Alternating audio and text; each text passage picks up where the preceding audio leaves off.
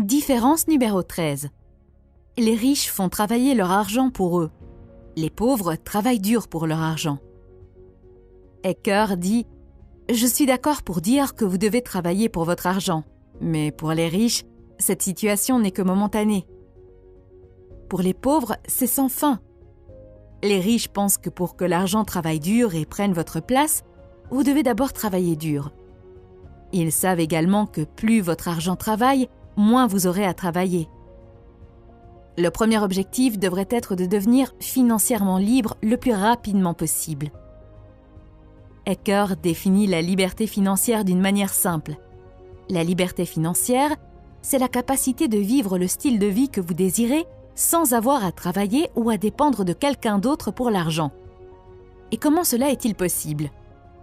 Vous avez besoin d'un revenu passif. En bref, vous devenez financièrement libre lorsque votre revenu passif dépasse vos dépenses.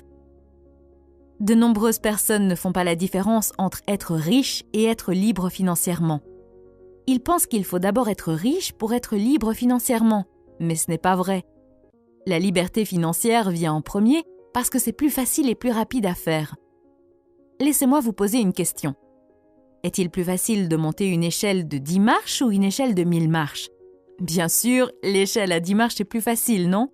En utilisant cette analogie, nous pouvons dire que devenir libre financièrement, c'est comme monter l'échelle à 10 marches, et devenir riche, c'est comme monter l'échelle à 1000 marches. Essayez d'abord l'objectif le plus facile et soyez libre financièrement.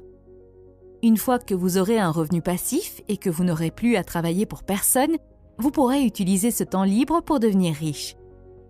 Ecker raconte que dans son séminaire, l'une des étudiantes a réalisé que si elle louait simplement son appartement et déménageait dans un endroit moins cher, son revenu passif provenant du loyer serait suffisant pour couvrir toutes ses dépenses et qu'elle pourrait même économiser de l'argent. Et c'est exactement ce qu'elle a fait. Elle a loué son appartement, déménagé dans un endroit moins cher et plus exotique et s'est libérée financièrement. Ce n'est qu'ensuite qu'elle a commencé à monter son affaire et à devenir riche. Concentrez-vous donc d'abord sur l'échelle de 10 marches et sur la création d'un revenu passif suffisant pour que vous n'ayez pas à travailler pour quelqu'un. Une fois que c'est fait, vous pouvez alors penser au reste. Il existe 2 sources principales de revenus passifs. La première est l'argent qui travaille pour vous. Il s'agit des revenus d'investissement provenant d'instruments financiers tels que les actions, les obligations ou d'autres actifs qui prennent de la valeur.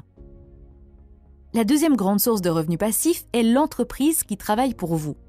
Il s'agit de générer des revenus continus à partir d'entreprises dans lesquelles vous n'avez pas besoin de vous impliquer personnellement.